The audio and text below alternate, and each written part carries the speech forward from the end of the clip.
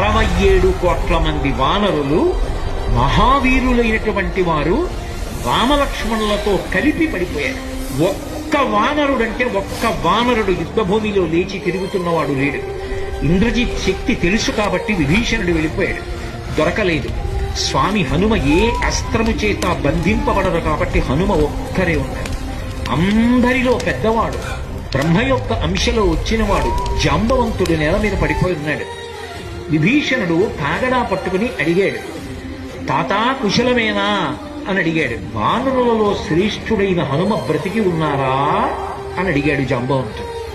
విభీషణుడు అన్నాడు, తాత నువ్వు అడగవలసినది రామలక్ష్మణులు కుశలముగా ఉన్నారా అని అడగాలి.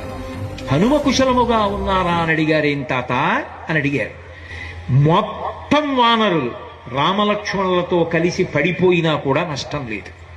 హనుమ ఒక్కరు బ్రతికి ఉంటే మళ్ళీ అందరూ బ్రతుకుతారు. అందరూ బ్రతికి ఉన్నా హనుమ ఒక్కరు పడిపోతే బ్రతికి ఉన్న వీళ్ళందరూ పడిపోతారు. అందుకే నేను హనుమ బ్రతికి ఉన్నారా అని అడుగుతున్నాను.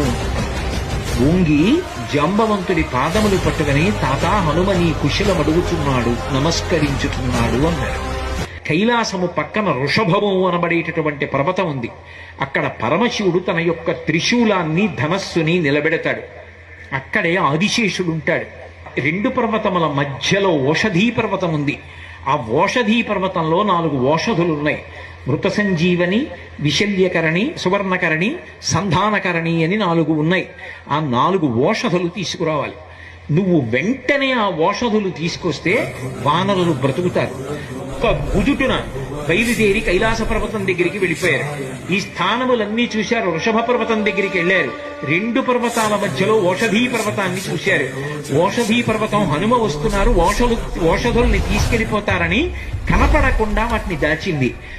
నా స్వామి అయినటువంటి రామచంద్రమూర్తి కార్యానికి పనికి రాకుండా ఓషధుల్ని దాస్తావానని ఆ సంజీవని పర్వతాన్నంతటినీ పెళ్లగించి చేత్తో పట్టుకుని ఆకాశ మార్గంలో కించిత్ శ్రమ పడకుండా కాంచనలంక ఉన్నటువంటి దక్షిణ తీరానికి చేరి యుద్ధభూమిలో దింపారు.